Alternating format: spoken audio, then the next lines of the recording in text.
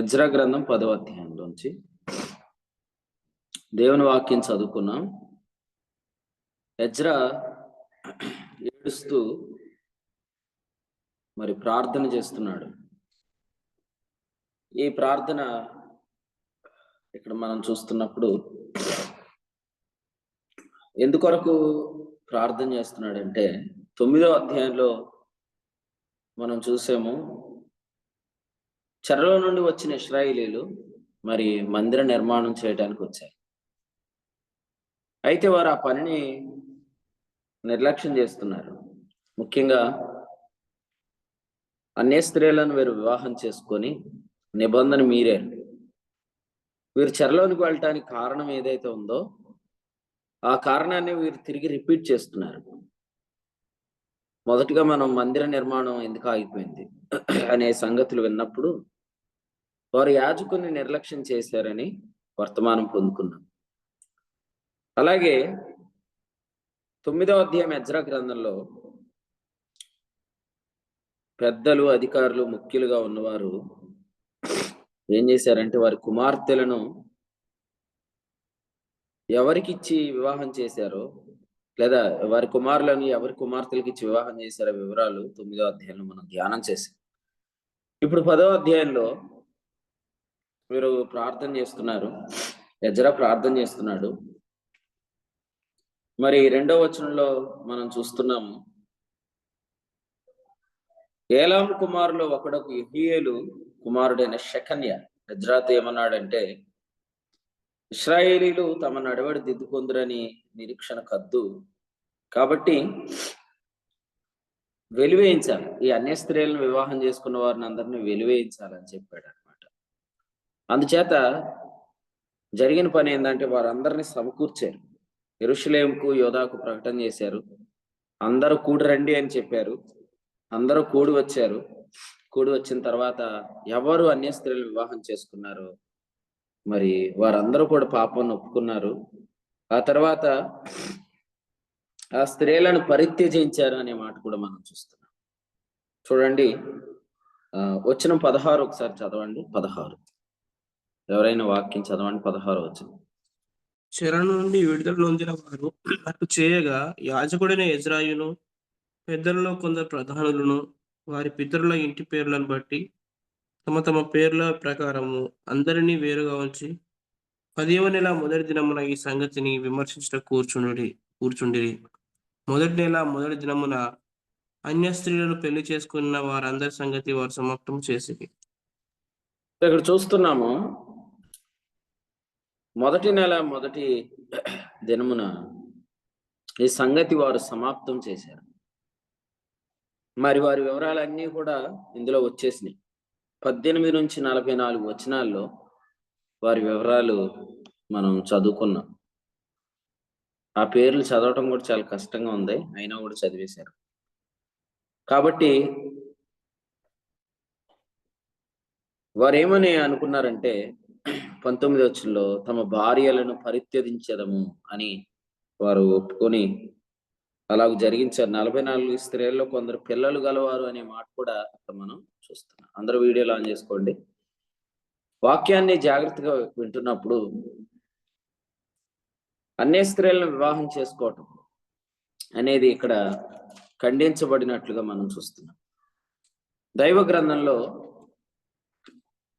నిర్గమాకాండము 2వ అధ్యాయం 1వ వచనం, లూకాసు వార్త 1వ అధ్యాయము 1వ భాగాన్ని కూడా పరిశీలిస్తే నిర్గమాకాండంలో 2వ అధ్యాయం 2వ వచనంలో లేవి వంశస్థుడు అక్కడ వెళ్ళి లేవి కుమార్తెను వివాహము చేసుకొని అనే మాట చూస్తున్నాం. అలాగే లూకాసు వార్త 1వ అధ్యాయం చూడండి, ఇక్కడ 5వ వచనం నుండి చూస్తే జకర్యా అహరోను కుమార్తెల్లో ఒకతైన ఎలిజబెత్ను వివాహం చేసుకున్నట్లుగా చూస్తున్నాం కదా. ఎవరైనా చెప్పండి, లేవి కుమారుడు లేవి కుమార్తెను వివాహం చేసుకోవటం ఎలా చెప్తారు? జకర్యా ఎలిజబెత్ను వివాహం చేసుకోవటం ఎలా చెప్తారు చెప్పండి, ఎవరైనా వాక్యం చెప్పినోడు. విశ్వాసిని వివాహం చేసుకోండి అని చెప్తారు కదా. Very good. అయితే మీరు చూడండి, లేవీలు అంటే ఎవరు? దేవుని కొరకు ప్రత్యేకించబడిన వారు. దేవుని సేవ కొరకు ప్రత్యేకించబడినవారు కదా. సంఖ్యాకాండంలో 8వ అధ్యాయం నుంచి మనం పరిశీలిస్తే 8వ అధ్యాయంలో 5వ వచనం నుండి మీరు చదవండి. ఇశ్రాయేలీల్లో నుండి లేవీయులను ప్రత్యేకించమన్నాడు 6వ వచనంలో. తర్వాత ముందుకొస్తూ వచ్చిన 14-15లో లేవీయులు నా వారయ్యుందురు అన్నాడు. కాబట్టి లేవీయులు ఎవరంటే దేవుని సేవ కొరకు ప్రత్యేకించబడిన వారు. దేవుని సేవ కొరకు ప్రత్యేకించబడిన వారు లేవీయులు. మనం చదివిన 2 వాక్య భాగాల్లో కూడా నిర్గమ 2:1 కావచ్చు, లూకాసు వార్త 1వ అధ్యాయం కావచ్చు, ఈ 2 అధ్యాయాల్లో ఇద్దరు లేవి కుటుంబీకులే. లేవీయులు లేవీయుల్ని వివాహం చేసుకున్నారు. అంటే ఇక్కడ మనము ఆలోచించాల్సిన అంశం ఏంటంటే విశ్వాసి అని ఎందుకు చెప్తారు చాలా మంది అంటే, ఇది వాస్తవం కొంతమందికి నచ్చదన్నమాట. ఎలా చెప్పటం అంటే, సేవకుడు సేవకురాలను చేసుకుంటాం, లేదా సేవా పిలుపు గలవాడు సేవా పిలుపు ఉన్న వారిని చేసుకోవటం నచ్చదు చాలా మందికి. చూడండి, ఇప్పుడు సేవకు ఎవరైతే వచ్చారో, సేవ ఎవరైతే చేస్తున్నారో వారు ఉద్యోగస్తుల కోసం వెతుకుతున్నారు. ఆడపిల్ల ఉద్యోగం చేయాలని వెతుకుతున్నారు. కొంతమంది వాళ్ళకు కూడా ఏమని చెప్తున్నారంటే, నీ సేవ నువ్వు చేసుకో, నీ భార్య నీకు సహకరిస్తుంది సేవకు అని చెప్తున్నారు. అలాగూ చాలా మంది వివాహాలు చేసుకుంటున్నారు. మరి కొంతమంది అయితే మరి పరిచర్యలోకి వచ్చారు, ప్రభు పిలిచాడని వచ్చారు. కానీ మరి పురుషుడైతే వాక్యం చెప్తున్నాడు, పరిచర్యలో ఉంటున్నాడు, పరిచర్య చేస్తున్నాడు. కానీ స్త్రీలు మాత్రం తమ ఉద్యోగాలు విడిచిపెట్టట్లేదు. వారు అలాగే కొనసాగాలని అనుకుంటున్నారు అనమాట. కానీ మీరు ఇక్కడ ఎజ్రా గ్రంథం చదివితే వారు ఏమన్నారు? పరిత్యజించదమన్నారు. అన్య స్త్రీలను మేము వివాహం చేసుకున్నాం, మేము పరిత్యజిస్తాం అని అన్నారు. కానీ ఇక్కడ లేఖనపు వెలుగులో చాలా మంది ఖండించబడుతున్నప్పటికీ కూడా పరిత్యజించడానికి అంటే భార్యను వదిలిపెట్టమని కాదు, కానీ ఏది వదిలిపెట్టాలో దాన్ని వదిలిపెట్టడానికి చాలా మంది సహకరించట్లేదు, సమ్మతించట్లేదు. బాబురావు, ముగింపు ప్రార్థన చేస్తావా? ఇప్పుడు చేస్తావా? ఇప్పుడు ఒకసారి ప్రార్థన చేస్తే నేను వాక్యం బాగా చెప్తాను. ఓ మాట ప్రార్థన చేయి. స్లీప్ వేస్తున్నావా? స్లీప్ వెల్ అని పరుపు ఉంది అనమాట, దాని మీద కానీ కూర్చున్నావు ఏంటి? వినండి వాక్యం. ఇక్కడ ఎజ్రా గ్రంథం అంటేనే మనము ఒక క్రొత్త వర్తమానం పొందుకున్నాం. ఇందులో ఈ వర్తమానం ఏంటంటే, ఎజ్రా గ్రంథం 7వ అధ్యాయం 15వ వచనంలో ఇక్కడ మనకు లేవీయుడు కనపడలేదు అనే సంగతి చాలా సీరియస్ గా తీసుకున్నాడు ఎజ్రా. ఉపదేశకులు ఉన్నారు, పెద్దలు ఉన్నారు. 16వ వచనం, పెద్దలు ఉపదేశకులతో ఎజ్రా రన్ చేయలేదు. ఏం చేశాడు? లేవీయుడు కొరకు కనిపెట్టాడు. మనం కూడా ఇక్కడ 10వ అధ్యాయానికి వస్తే ఇక్కడ కూడా మనం ఆలోచించాల్సిన విధానం ఏంటంటే, అన్య స్త్రీలకు దేవుని సేవా పద్ధతి తెలియదు.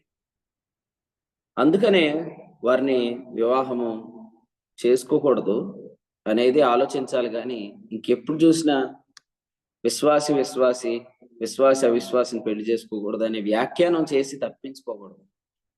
వీడు చాలా తేటగా మనం చదివేది ఏంటంటే, వీళ్ళు ఎందుకు వచ్చారు? చెరలో నుండి మందిర పని చేయడానికి వచ్చారు. వాస్తవంగా ఇశ్రాయేలీలందరూ మందిర సేవ కొరకు వచ్చేవాళ్ళు కాదు. మందిర సేవ ఎవరికి నియమించాడు? కేవలం లేవీయులకే నియమించాడు. కానీ ఎజ్రా గ్రంథంలో మాత్రం వచ్చిన వారందరూ 12 గోత్రికులు కూడా దేవుని మందిర పని మీద వచ్చారు. దేవుని మందిరపు సేవ చేయడానికి వచ్చి ఇక్కడికి వచ్చి అన్య స్త్రీలను వీళ్ళు వివాహం చేసుకున్నారు. ఇప్పుడు అన్య స్త్రీని వివాహం చేసుకుంటే ఆమెకు సేవా భారం, సేవా పద్ధతి, సేవా పిలుపు, సేవా మర్యాద ఇవన్నీ ఆమెకు ఎలా తెలుస్తాయి? కాబట్టి ఇక్కడ మనం గమనించాల్సింది ఏంటంటే, లూకాసు వార్త 1వ అధ్యాయంలో 1వ వచనం మనం చదువుతున్నప్పుడు, అహరోను కుమార్తెల్లో ఒకతైన ఎలిజబెత్ను వివాహం చేసుకున్నాడు. ఎవరు? జకర్యా. ఎలిజబెత్ అంటే అర్థం ఏంటి? దేవుని ప్రమాణం. సో వారి వివాహ ప్రమాణంలో దేవుని ప్రమాణాన్ని మర్చిపోలేదు. వారి వివాహ ప్రమాణంలో దేవుని ప్రమాణాన్ని వారు మర్చిపోలేదు. ఆనాడు మోషేను వారు ఇశ్రాయేలు సమాజానికి అందించారు. ఈనాడు బాప్తిస్మం ఇచ్చి యోహానును మరల ఇశ్రాయేలు సమాజానికి ఇద్దరు దంపతులు అందించారు. చూడండి, సేవకులు, సేవా పిలుపు తెలిసిన వారు, సేవ మర్యాద తెలిసిన వారు ఇటువంటి వివాహాలు చేసుకోవటం వల్ల రేపొద్దున పిల్లల్ని మీరు సేవకి ఇస్తారా? దేవుడు సేవకు ఇమ్మని ప్రేరేపిస్తున్నా కూడా ఆటంకపరచరా? ఖచ్చితంగా ఆటంకపరుస్తారు. మోషేని ఇయ్యకపోతే ఎంత ప్రమాదం, బాప్తిస్మం ఇచ్చి యోహాన్ని ఇయ్యకపోతే ఎంత ప్రమాదం. ఎందుకంటే వీరిద్దరూ కూడా చాలా అవసరత ఉన్నవారు, ఇశ్రాయేల్ సమాజంలో చాలా అక్కర ఉన్నవారు వీళ్ళిద్దరు కూడా. మోషే ద్వారా దేవుడు కార్యం జరిగించినప్పుడు ద్వితీయోపదేశకాండంలో ఏం రాశాడు చూడండి ఒకసారి. ద్వితీయోపదేశకాండం 34వ అధ్యాయంలో వచనం 10వ వచనం, ఐగుప్తు దేశంలో ఫరోకును అతని సేవకులందరికీ అతని దేశం అంతటికి ఏ సూచక్రియలను మహత్కార్యములు చేయటకు యెహోవా అతని పంపెనో వాటి విషయంలోను ఆ బాహుబలం అంతటి విషయంలోను మోషే ఇశ్రాయేలు జనులందరి కన్నుల ఎదుట కలుగు చేసిన మహాభయంకర కార్యముల విషయంలోను యెహోవాను ముఖాముఖి ఎరిగిన మోషే వంటి ఇంకొక ప్రవక్త ఇశ్రాయేల్లో ఇప్పటి వరకు పుట్టలేదు అన్నాడు. సో ఎంత మహోన్నతమైన స్థానాన్ని దేవుడు మోషేకి ఇచ్చాడు చూసారా? కారణం ఏంది? రోల్ మోడల్ ఇన్ మ్యారేజ్ అన్నమాట. వివాహంలో వారు తీసుకున్న మాదిరి అన్నమాట. ఒకప్పుడు వివాహం అయిపోయిన వాళ్ళ గురించి నేను మాట్లాడట్లేదు, ఇప్పుడు వివాహాలు చేసుకునేవారు చూడండి. ఓ సేవకుడిగా నిన్ను ప్రతిష్ఠించి సేవకు పంపించి సంఘము సేవకునిగా నిన్ను వాడుకుంటున్నప్పుడు నీ వివాహంలో నువ్వు చేసుకునే అమ్మాయి సేవ మీద భారం కలిగిందేనా? ఆమె సేవకురాలేనా? లేదా సేవ గురించి ఆలోచన కలిగిందేనా? ఇంతకుముందు ఆమె సంఘానికి ఏమైనా చేసిందా? ఇంతకుముందు ఆమె సంఘం ద్వారా ఏమైనా వాడబడిందా? ఇదేది వద్దా? ఇవన్నీ వదిలేసి ఇప్పుడు చేసుకుంటే ఆ అమ్మాయి ఉద్యోగం చేస్తే ఆ అమ్మాయి తెచ్చే డబ్బులతో మరి కావాల్సినవన్నీ కూడా సమకూర్చుకుంటూ సేవ చేస్తే అది ఎట్లా సేవ భారం, అది ఎలా సేవ పిలుపు అవుతుంది? అది మనం ఇక్కడ గమనించాలన్నమాట. ఎందుకంటే దీన్ని సంఘం మానిటరింగ్ చేయాలన్నమాట. ఎందుకు చేయాలంటే కొరింథీయులకు రాసిన మొదటి పత్రికలో 9వ అధ్యాయంలో పౌలు గారు ఇలా చెప్పాడు చూడండి. 9వ అధ్యాయంలో ఏం చెప్పాడు? 2వ వచనం, నా అపోస్తులత్వమునకు ముద్రగా ఉన్నవారు మీరు కారా అన్నాడు. 2వ వచనం, నా అపోస్తులత్వమునకు ముద్ర మీరు కాదా అంటే ఖచ్చితంగా సేవకుని గురించి సంఘానికి తెలియాలి. సంఘం సేవకుని గురించి ఇక్కడ ఆదరించే మాట కాదు కానీ పరీక్షించే మాట చెప్తున్నాను నేను. సేవకుడు ఇన్కమ్ ఎక్కడి నుంచి వస్తుంది, ఎలాగూ సేవకుడు మరి మెయింటైన్ చేస్తున్నాడు అనే వివరాలు పారదర్శకంగా సంఘానికి తెలియాలి. నా గురించి మీకు చెప్పేది ఏంటి, ఇది నా పర్సనల్ మ్యాటర్ అని సేవకుడు అంటానికి లేదు. ఎందుకంటే సేవకుని పోషించేది ఎవరు? ఇంకెలా చెప్తాను, మీరు ఏదైనా కంపెనీలో పనిచేస్తే మీ లావాదేవీలు నా కంపెనీ ఖచ్చితంగా మానిటరింగ్ చేస్తుంది కదా. మరి అలాంటప్పుడు సంఘంలో పనిచేసే సేవకుడు తనకి ఎలా వస్తుంది, ఎలా వెళ్తుంది అనే వివరాలు ఖచ్చితంగా సంఘానికి తెలియపరచాలి. అట్టి యథార్థత సేవకుల్లో ఉండాలి. మరి ఇక్కడ మనం చూస్తున్నప్పుడు కొరింథీ పత్రిక 9లో పౌలు గారు చాలా ధైర్యంగా మాట్లాడు, నా అపోస్తులత్వమునకు ముద్రగా ఉన్నవారు మీరు కారా అని చెప్తూ 2వ వచనంలో అన్నాడు, ఇతరులకు నేను అపోస్తుడని కాకపోయినను మీ మట్టుకైనను అపోస్తుడై ఉన్నాను. సో మిగిలిన వాళ్ళకి తెలియకపోవచ్చు నా పరిచర్య ఏంటో, నా పద్ధతి ఏంటో, నా బోధ ఏంటో, నా పరుగు ఏంటో, నా ప్రయాస ఏంటో, నా ఉద్దేశం ఏంటో. కానీ నేను పనిచేస్తున్న స్థానిక సంఘానికి లేదా స్థానిక సంఘాలకు ఖచ్చితంగా తెలియాలి అనేది ఇక్కడ ప్రభువు దగ్గర నుంచి పౌలు ద్వారా మనం నేర్చుకుంటున్నాం. మాత్రమే కాదు, ఇంకా కొంచెం ముందుకెళ్తే చాలా క్లియర్గా ఇక్కడ ఏం చెప్పాడంటే 13వ వచనంలో, ఆలయ కృత్యములు జరిగించువారు ఆలయము వలన జీవనం చేయుచున్నారు, బలిపీఠం వద్ద కనిపెట్టుకొని ఉండేవారు బలిపీఠంతో పాలివారై ఉన్నారు, అలాగున సువార్త ప్రచురించేవారు సువార్త వలన జీవించవాలని ప్రభువు నియమించాడు అన్నాడు. నేను వినియోగించుకోలేదు అన్నాడు. చూసారా? ఆ వచనాన్ని చాలా మంది తీసుకొని దీన్ని ఎట్లా వక్రీకరించేస్తున్నారంటే పౌలు గారు ఉద్యోగం చేస్తూ సేవ చేశాడని అబద్ధాలు ఆడుతున్నారు. వినియోగించుకోలేదంటే అర్థం ఏంటంటే 11వ అధ్యాయం మనం చాలాసార్లు చెప్పుకుంటున్నాం, మళ్ళీ చెప్తాను నేను.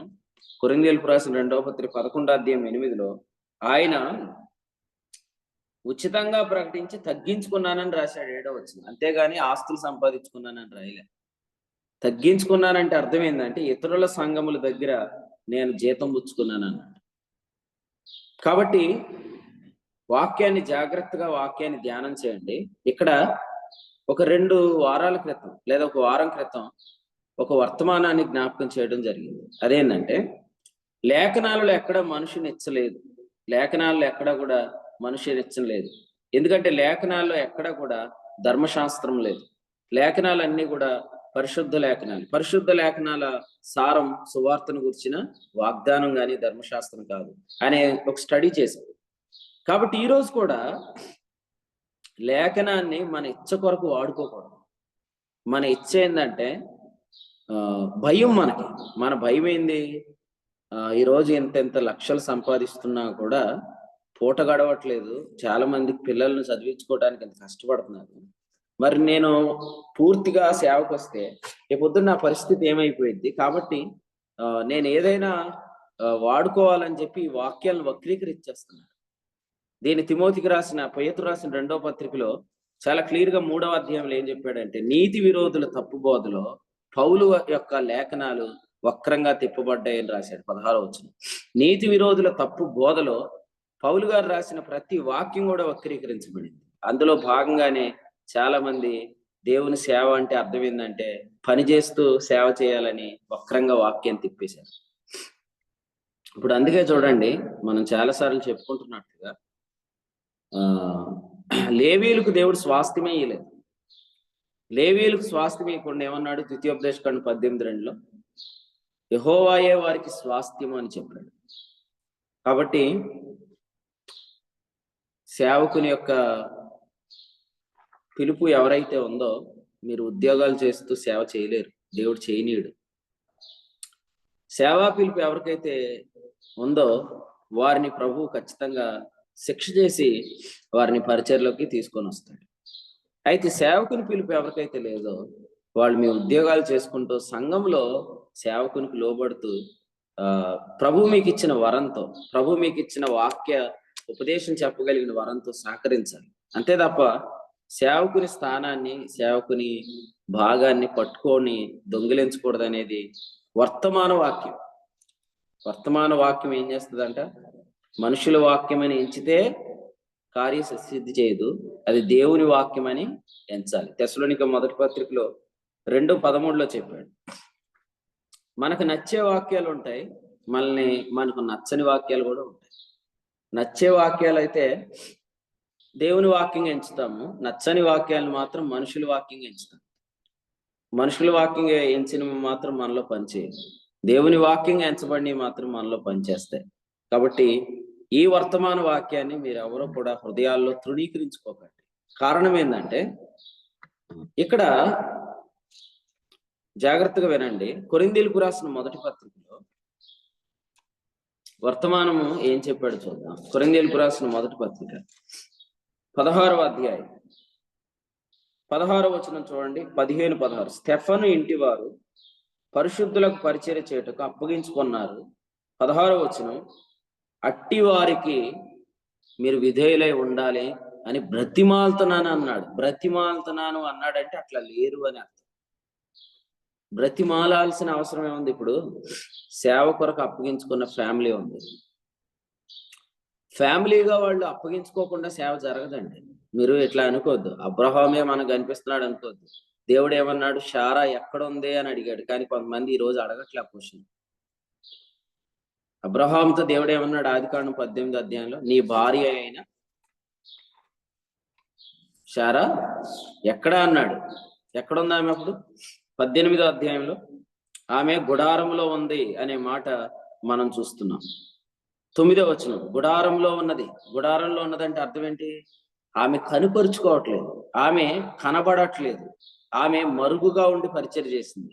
ఆ 3 మానికల మెత్తని పిండి త్వరగా పిసుకుంది. నేను ఎలా అంటాను, 3 మానికల మెత్తని పిండి అంత వయసులో పిసుకున్న వాళ్ళు ఎవరైనా గుడారాల్లో ఉంటారా? బయటకు వచ్చి కనబడతారు? ఖచ్చితంగా కనబడతారు. కానీ ఈమె లోపలే ఉండిపోయింది. ఈరోజు సేవకుడు బయట తిరుగుతున్నాడంటే సేవకురాలు యొక్క త్యాగాలు ఉంటాయి, అందులో సేవకురాలు యొక్క సమర్పణ ఉంటుంది.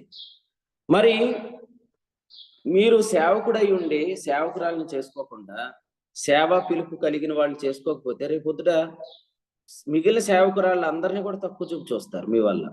అందుకనే దేవుడు దీన్ని ఎంటర్టైన్ చేయట్లేదు అనమాట. ఇలా అడుగుతాను, అబ్రహాం ఎలా అన్నాడు, ఆమెతో నీకేం పని దేవా అన్నాడా అని అండం.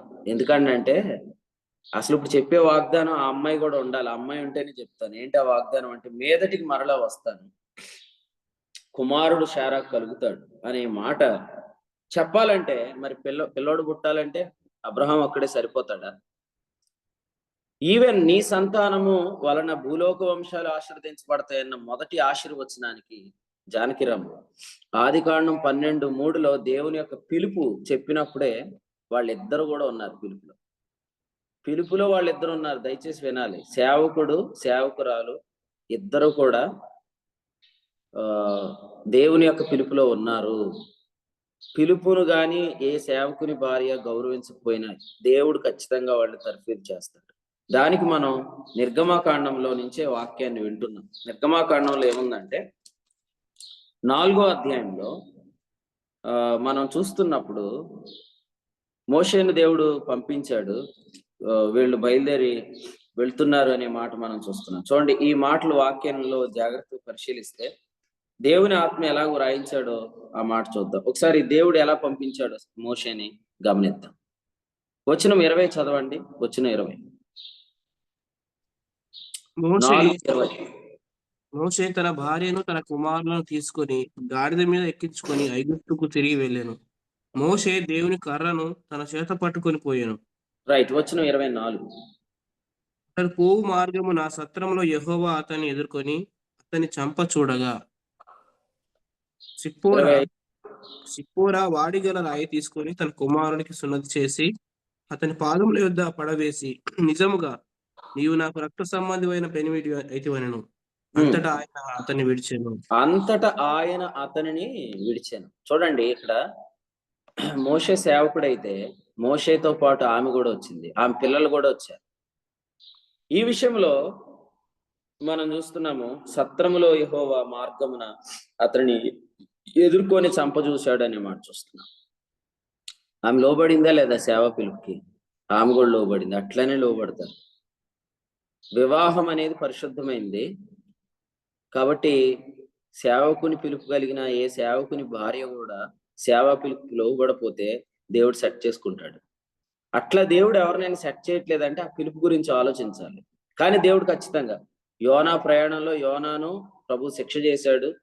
వివాహ బంధంలో మోషే భార్య అని సిప్పోరా విషయంలో కూడా దేవుడు శిక్ష చేశాడు. దీన్ని బట్టి ప్రభువుని మనం చూస్తున్నప్పుడు ఆయన ఖచ్చితంగా ఈ పిలుపు విషయంలో ఎంత ఆయన నిశ్చయత కలిగి ఉన్నాడు. ఇక్కడున్న యవనస్తులకి ఇంకా వివాహం కాని వారికి ప్రభు కృపను బట్టి నేను ఏం చెప్తున్నానంటే, ఒక సేవకుడిని చేసుకోవాలి అనే ఆలోచన నీకుందా? ఒక సేవకురాల్ని చేసుకోవాలనే ఆలోచన నీకుందా? అది ఆలోచించండి తప్ప ఈ పరిచయలోకి వచ్చి క్యాస్ట్ చూసుకోవటం, ఏదేదో చూసుకోవటం అవన్నీ తీసి పడేసేయండి. ఇంకా 3 సంవత్సరాలు మహా అయితే మీరు విస్తారంగా విరివిగా దేవుని పనులు వాడబడాలంటే మీరు ఖచ్చితంగా సేవకురాలని గురించి మీరు ఆలోచన చేయండి. ముఖ్యంగా నీ భార్య గురించి కూడా నువ్వు ఆలోచించే. వివాహంలోకి వచ్చిన మీరు ఖచ్చితంగా వారికి చెప్పండి, నన్ను ప్రభు సేవకు పిలిచాడు కాబట్టి సేవా పిలుపుకు ఖచ్చితంగా లోబడాలి, సేవా పిలుపును ఖచ్చితంగా నువ్వు మర్యాద ఇవ్వాలి, దాన్ని బట్టి మనం వెళ్ళాలి అని మీరు చెప్పండి. ఎందుకు చెప్పాలంటే బైబిల్లో ఫైనల్ది ఓడే, ఫస్ట్ది కూడా ఓడే. ప్రభు ఏమన్నాడు? అల్ఫాయు ఒమేగయు నేనే అన్నాడు కదండి. అల్ఫా ఒమేగయు నేనే అన్నాడు. నేనే అన్న ప్రభు ఎవరు? శబ్దమై ఉన్నవాడు, వాక్యమై ఉన్నవాడు. కాబట్టి మీరు ఏమనుకుంటారంటే ఏదో చేస్తే పని జరిగిద్ది అనుకుంటారు. లేదు, విశ్వాసంతో అధికారంతో మాట్లాడటం స్టార్ట్ చేయండి. మోగవాళ్ళుగా ఉండకండి. నోరు తెరచి మీ పిలుపు ఏంటి, ప్రభు మిమ్మల్ని ఎందుకు కోరుకున్నాడు, ప్రభు ఏమేమి మీ ద్వారా జరిగించాడు, ఆయన చిత్తం ఏంటి, ఆయన గతంలో చేసిన కార్యాలు ఏంటి, ఇవి విశ్వాసంతో వాళ్ళతో మాట్లాడడం స్టార్ట్ చేయండి. అప్పుడు ఖచ్చితంగా వాళ్ళలో కార్యం జరుగుతుంది. బండతో మాట్లాడమన్నాడు కదండి. బండ లాంటి దానిలోంచి కూడా నీళ్లు నివ్వగలడు ప్రభు. కాబట్టి ముందే నా భార్య నా భర్త బండలాంటోడు, హృదయం కఠినమైంది, మారరు అని మీరు అనొద్దు. నిన్ను మాట్లాడమని ప్రభు చెప్పాడు. కర్ర చేతి పట్టుకోవద్దు దయచేసి, కొట్టి మార్పించుకుందాం అనుకోవద్దు కదా. మీరు కొట్టితే తర్వాత మీరు ఎప్పుడైనా వాక్యం చెప్పారనుకోండి, అబ్జెక్షన్ ఎవరా అని మధ్యలో లేచి సేవకుడు భార్యను కొట్టొచ్చా అని అడుగుతుంది. అప్పుడు ఏం చెప్తాం మనం? కాబట్టి కొట్టడం అంటే కొట్టడమనే కాదు, లిటరల్ గా ఏదో చేద్దామని ప్రయత్నం చేయకండి దయచేసి. జస్ట్ విశ్వాసపు అధికారం దేవుడు మీకు ఇచ్చాడు. రాజుల్లాగా రాజాజ్ఞను విడుదల చేయండి. చెప్పండి, నేను సేవలో ఉన్నాను, నువ్వు కూడా సేవకురాలివి కాబట్టి నాకు మాత్రమే వాక్య జ్ఞానం కాదు, నీకు కూడా కావాలి. నువ్వు కూడా కూర్చొని వాక్యం విను, నేర్చుకో అని ధైర్యంగా మాట్లాడటం స్టార్ట్ చేయాలి ఫస్ట్. చాలా స్పష్టంగా దేవుని వాక్యం నుండి వర్తమానం పొందుకుంటున్నాం. ఇక్కడ ఎజ్రా అన్య స్త్రీలను ఎవరైతే వివాహం చేసుకున్నారో వాళ్ళందరూ కూడా విషయంలో ఏడుస్తున్నాడు. యెహోషువ కూడా ఒకసారి ఏడుస్తున్నాడు అనమాట. ఎందుకు ఏడుస్తున్నాడు అంటే, యెహోషువ గ్రంథంలో మనం చూస్తే, హాయి ఎదుట నిలబడలేక వారు ఓడిపోయినప్పుడు, వారు నిబంధన మీరారు అని తెలియగానే వారు ఓడిపోయినప్పుడు యెహోషువ గ్రంథంలో ఏమని ఏడుస్తున్నాడు తెలుసా? 7వ అధ్యాయంలో 8వ వచనంలో నేనేమి చెప్పగలను అని ఏడుస్తున్నాడు. ఆ ఏడుపు చూడండి, ఏమని ఏడుస్తున్నాడు? నేనేం చెప్పగలను. ఈరోజు కూడా వాక్యం బాగా, నాగిని సిస్టర్ గారు వాక్యం అంటున్నారా? అర్థమవుతుందా వాక్యం? ప్రభు స్తోత్రం. రైట్. నేనేమి చెప్పగలను అని ఏడుస్తున్నాడండి. ఆ ఏడుపు గమనించండి. ఎందుకు అంటున్నాడంటే, బయట ప్రజలు చాలా మంది మమ్మల్ని గమనిస్తున్నారు, మేము ఓడిపోయాము, రేపొద్దుట ఈ ఓటమిని ఆధారం చేసుకొని ప్రజలందరూ వచ్చి మా మీద పడిపోతే నేనేమి చెప్పగలను అని ఏడుస్తున్నాడు. ఈరోజు కూడా సేవకుడు చచ్చిపోతాడు, ప్రభు పిలిచాడు అనుకుని పోతాడు. అప్పుడు ఈ సేవకురాల్ని సంఘం పట్టించుకోదు. అప్పుడు నువ్వు తెలుసుకుంటావు ఆ బాధ, పెయిన్ ఏంటో నీకు అర్థం అవుతుంది. ఎందుకంటే నువ్వు అక్కడికి వెళ్ళిపోయి ఆడి నుంచి వస్తావు.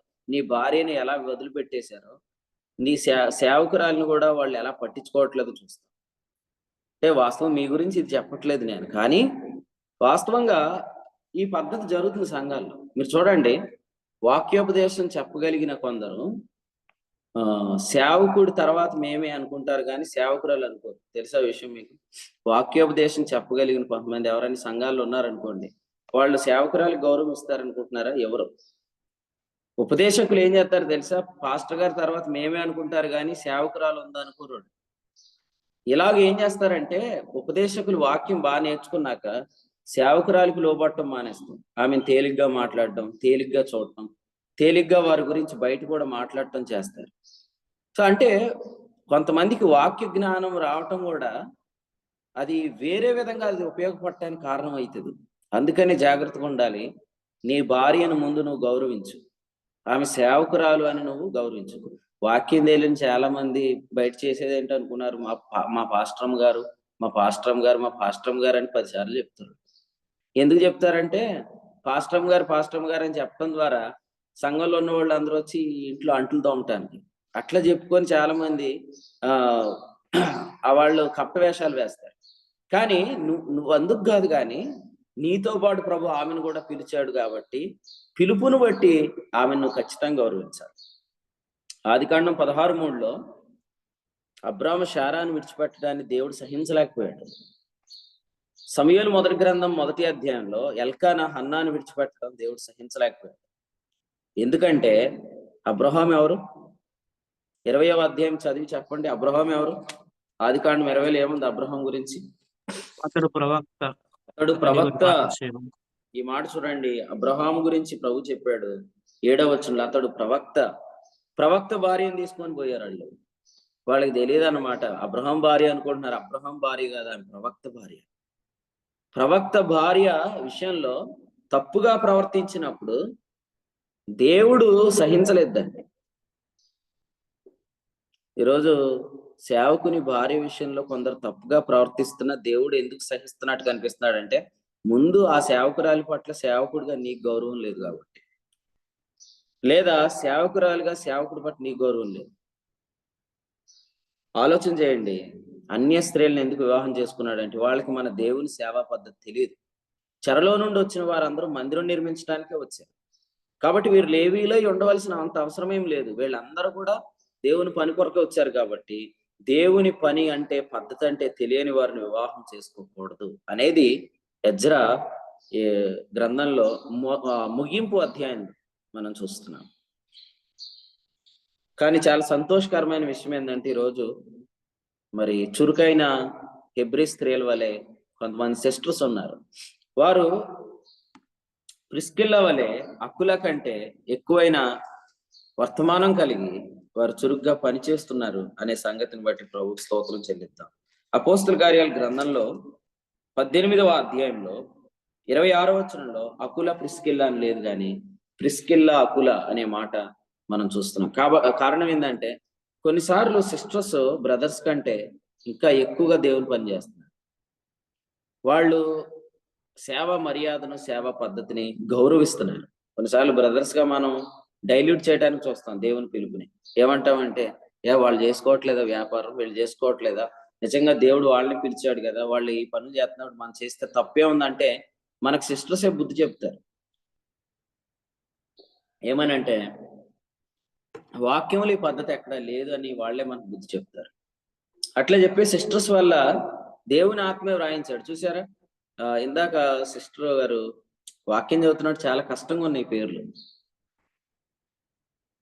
పేర్లు కష్టంగా ఉన్నా రాయించాడు. అలాగే ప్రిస్కిల్లా పేరు ముందు రాయించాడు, అకుల పేరు తర్వాత పెట్టాడు. కాబట్టి దేవుడు వ్రాయించాడంటే దేవుడు వ్రాసే దానిలో కూడా జాగ్రత్తగా ఉంటాడు, శ్రద్ధ కలిగి ఉంటాడు అనే విషయాన్ని మనం గమనించుకోవాలి. ప్రిస్కిల్లా అకుల అని రాసినప్పుడు ఆయన ఎలా రాశాడో దాని గురించి ఒక చిన్న తలంపు చెప్తాను చూడండి. ఆదికాండ గ్రంథంలో యోసేపు తన 2 కుమారులను తీసుకొని మరి వాళ్ళ డాడీ దగ్గరికి వచ్చినప్పుడు అక్కడ జరిగిన అనుభవాన్ని మళ్ళీ మనం ఒకసారి జ్ఞాపకం చేసుకుందాం. చూడండి, ఇక్కడ ఆదికాండ గ్రంథంలో ఈ మాట మనం చదువుతున్నప్పుడు మనకు ఆశ్చర్యం కలిగింది, కానీ అది దేవుని చిత్తమని మనం గమనిస్తున్నాం. చూడండి, 47వ అధ్యాయంలో ఒక వాక్యాన్ని మనం చదువుదాం. ముందుగా అసలు యోసేపు పిల్లల గురించి ఒక మాట చదువుతాం. 41వ అధ్యాయం వచనం 50 చూడండి. ఫస్ట్ 50వ వచనం. కరవు సంవత్సరములు రాకమునకు యోసేపుకి 2 కుమారులు పుట్టిరి. ఓను యొక్క యాజకుడైన పోతీఫరు కుమార్తె యగు అసెనతు అతనికి వారిని కనెను. చదువుమా, చదువు, అర్థాల వరకు చదువు. అప్పుడు యోసేపు, దేవుడు నా సమస్త బాధను నా తండ్రి ఇంటి వారిని అందరినీ నేను మర్చిపోనట్లు చేశారని చెప్పి తన జ్యేష్ఠ కుమారుడికి మనష్షే అని పేరు పెట్టెను. తర్వాత అతడు నాకు బాధ కలిగిన దేశమందు దేవుడు నన్ను అభివృద్ధి పొందించనని చెప్పి 2వ వానికి ఎఫ్రాయిం అని పేరు పెట్టెను. మనష్షే అనగా మరచుట, ఎఫ్రాయిం అనగా అభివృద్ధి లేదా ఫలము. రైట్. వచ్చిన 48వ అధ్యాయం 13వ వచనం. తర్వాత యోసేపు ఇశ్రాయేలు ఎడమ చేతి తట్టున తన కుడి చేతి ఎఫ్రాయిమును, ఇశ్రాయేలు కుడి చేతి తట్టున తన ఎడమ చేత మనష్షేను పట్టుకొని వారిని ఇద్దరిని అతని దగ్గర తీసుకొని వచ్చాను. మనష్షే పెద్దవాడైనందున ఇశ్రాయేలు తన చేతులను యుక్తిగా చిన్నవాడైన ఎఫ్రాయిం తల మీద, తన కుడి చేతిని మనష్షే తల మీద తన ఎడమ చేతి ఉంచాను. అతడు యోసేపుని దీవించి నా పితరులైన అని దీవించాడు. అప్పుడు ఇక్కడ మనం చూస్తున్నాము 17వ వచనం. యోసేపు ఎఫ్రాయిం తల మీద తన తండ్రి కుడి చేయి పెట్టుడు చూసి అది అతనికి ఇష్టము కాకపోయాను. 18 నా తండ్రి అట్లు కాదు అన్నాడు. 19లో ఆయన ఏమన్నాడు, నా కుమారుడా అది నాకు తెలియను అన్నాడు. చూసారా, సో దేవుడు ఎవరిని ఎక్కడ ఉంచాలో అది ఆయనకు తెలుసు. ప్రిస్కిల్లా పేరు ముందు రాస్తే వెంటనే గ్రంథకర్త ఏమంటాడు ప్రభుతో, ప్రభా ముందు అక్కుల పేరు కదా అంటే ప్రభు అన్నాడు, నా కుమారుడు అది నాకు తెలుసు, ముందు సిస్టర్ పేరు రాయమని చెప్పాడు. అలాగే ఇక్కడ కూడా మనం చూస్తున్నాం. చూడండి, యాకోబు వాళ్ళ డాడీ వృద్ధాప్యంలో ఉన్నప్పుడు ఏం చేశాడు, మారువేషం వేసుకొని వచ్చాడు. అలాగే ఇప్పుడు యాకోబు వృద్ధుడయ్యాడు, కానీ ఇప్పుడు మాత్రం నేనేం చేస్తున్నానో నాకు తెలుసు అంటున్నాడు. అలాగే దేవుడు కూడా చాలా స్పష్టంగా మన గురించి రాస్తాడు కదా. మన దేవుడు వృద్ధుడు, ఆయన కన్నులు సరిగ్గా కనపడవు. క్రీస్తు న్యాయపీఠం దగ్గరికి వెళ్ళినప్పుడు ముసలోడు ఏదోలాగా తీర్పు తీర్చేస్తాడు అనుకుంటున్నారా? మన ప్రభు యవనస్తుడు, ఆయన సంవత్సరములు తరగవు, ఆయనకి ఎవ్వరు ఏది చెప్పాల్సిన అవసరం లేదు. యోహాను 2:24. కాబట్టి మన పేర్లు, మన మన యుక్తి, మన ఆలోచన అదంతా ప్రభుకు తెలుసు. మన ఏ కప్పంతో ఈ వివాహం చేసుకున్నామో అది కూడా తెలుసు ప్రభు. అందుకనే నేను ప్రేమతో ఏం చెప్తున్నానంటే, ఈ ఉదయకాలం వాక్యం మీ దగ్గరికి వస్తే ఇద్దరు కూడా కూర్చొని ప్రార్థన చేయండి. సేవకుడు సేవకురాలు ఇద్దరు ప్రార్థన చేసుకొని ప్రభువు మనల్ని పిలిచాడు సేవకి అనే విషయంలో ఇద్దరు సమర్పించుకోవాలి తప్ప ఒకళ్ళు ఒక ట్రైన్ ఎక్కి ఇంకో ట్రైన్ ఎక్కకూడదు అనమాట. ఎందుకంటే ఈ సేవ ఇద్దరు కలిపి నడిచి చేయాల్సిన పరిచర్య అని మనకు మరలా లూకాసు వార్త 24వ అధ్యాయం ద్వారా ప్రభు జ్ఞాపకం చేస్తున్నాడు. లూకాసు వార్త 6వ అధ్యాయంలో ఇద్దరు దంపతులు, లూకాసు వార్త 24లో ఇద్దరు దంపతులు ఉన్నారు. ఈ ఇద్దరు దంపతులే, ఏమాత్రం డౌట్ లేదు. లూకాసు వార్త 24లో వీరిద్దరూ 14లో సంభాషించుకుంటున్నారు. ఒకసారి చూడండి, ఈయన సేవకుడు, ఆమె సేవకుని భార్య, ఉద్యోగస్తురాలు అనుకోండి. వీళ్ళు సాయంత్రం అయితే ఏం సంభాషించుకుంటారు? ఈయనేమి ఈయన మినిస్ట్రీ వివరాలు చెప్తాడు, ఆమె కంపెనీ వివరాలు చెప్తాడు, సరిపోతుంది. అట్లా కాదండి, ఇద్దరు ఒకే టాపిక్ స్టడీ చేసుకుంటున్నారు. ఇద్దరు స్టడీ చేసుకుంటున్నప్పుడు వారిద్దరితో కలిసి ప్రభు నడుస్తున్నారు. ఎంత అద్భుతమైన దృశ్యం చూడండి. లూకాసు వార్త 1వ అధ్యాయంలో పాత నిబంధన వెలుగులో ఇద్దరు దంపతులు కలిసి నడుస్తున్నారు. లూకాసు వార్త 24వ అధ్యాయంలో క్రొత్త నిబంధన వెలుగులో ఇద్దరు దంపతులు కలిసి నడుస్తున్నారు. లూకాసు వార్త 1వ అధ్యాయంలో అహరోను క్రమంలో ఇద్దరు దంపతులు నడుస్తున్నారు. లూకాసు వార్త 24లో మెల్కీసెదెకు క్రమంలో ఇద్దరు దంపతులు నడుస్తున్నారు.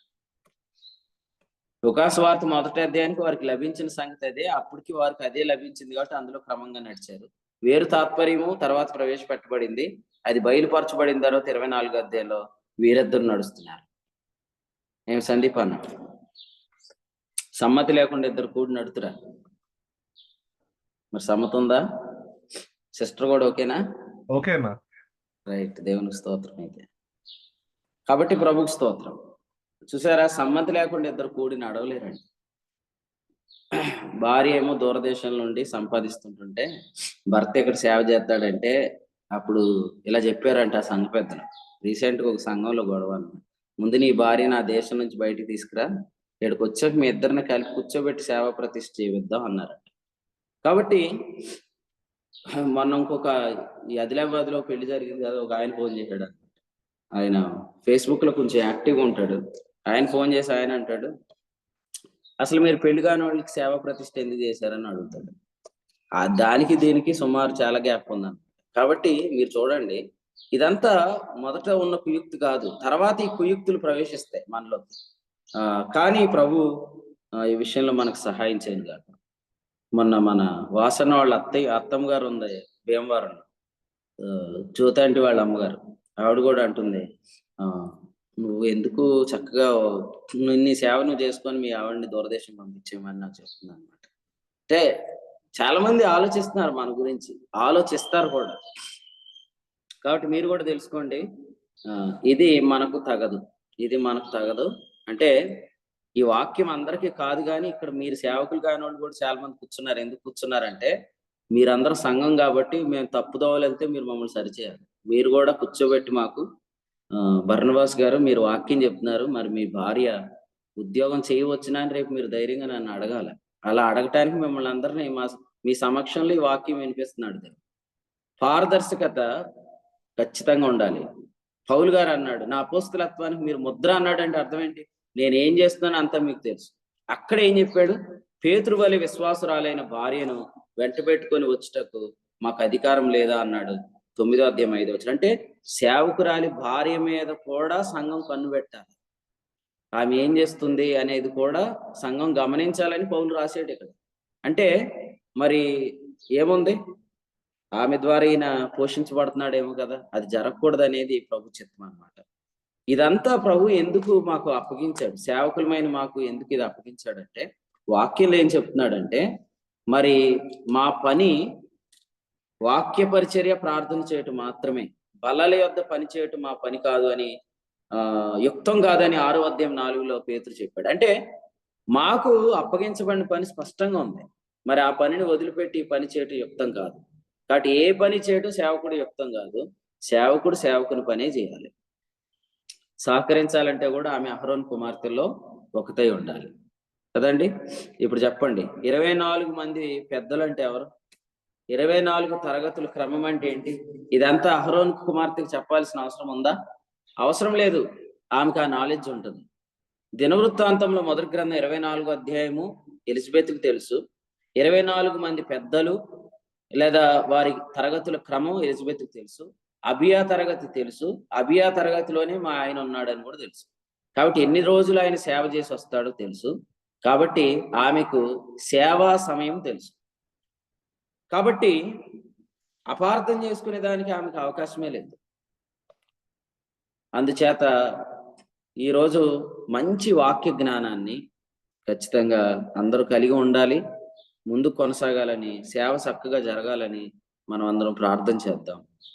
ఈ వాక్యాన్ని మనం చూస్తున్నప్పుడు ఉపదేశకులైన వారికి కూడా ఈ ఉదయకాల వాక్యం ద్వారా తెలియపరిచేది ఏంటంటే, ఎజ్రా గ్రంథంలో లేవీయుడు లేకపోతే లేవీయుడు రప్పించారు. అలాగే ఆఖరి అధ్యాయంలో అన్య స్త్రీలను వివాహం చేసుకుంటే వారిని పరిత్యజించమని చెప్పారు అనే దాన్ని బట్టి మనం తెలుసుకోవాల్సిన సంగతి ఏంటంటే, ఉపదేశకులు ఎంతటి జ్ఞానం కలిగిన వారైనా, వారు ఎంత వర్తమానం చెప్పేవారైనా కూడా వారు ఖచ్చితంగా సేవకురాలకు కూడా లోబడాలి. సేవకురాలను కూడా సన్మానించాలి. ఎందుకంటే వారు కూడా పిలుపులోనే ఉన్నారు అనే మాట మనం గమనిస్తున్నాం. అందుకని ఎప్పుడైనా మనం సంఘాల్లో వస్తున్న ఈ పరిస్థితులు మనం చూస్తున్నాం. వైజాగ్ లో మన కాన్ఫరెన్స్ జరిగింది కదా. ఆ కాన్ఫరెన్స్ జరిగిన మందిరానికి సంబంధించిన సేవకురాలను వాస్తవంగా చాలా మంది చూస్తున్నాం అన్నమాట. అర్థం చేసుకోండి, ఆ సేవకులను వదిలిపెట్టేశారు. ఆమెను ఎవరు పట్టించుకోవట్లేదు. ఆ సేవకుడి వల్లే అంత పెద్ద సంఘం ఏర్పడింది, అంత మహిమ ఆ సంఘానికి వచ్చింది. కానీ ఆ సేవకుడు వెళ్ళిపోయాడు. ఆ సేవకురాల మీద సంఘ పెద్దలు విపరీతమైన ప్రెజర్ తీసుకొని వస్తున్నారు. అయితే దేవుని సేవకులు స్టీవెన్ అన్న మరి అక్కడ సేవ వర్తమానం అందించడానికి వెళ్తూ కొంతగా ఆ సహోదరిని ఆదరిస్తున్నాడు అనమాట. కాబట్టి ఈ రోజు సంఘాల పరిస్థితులు ఇలాగే ఉన్నాయి.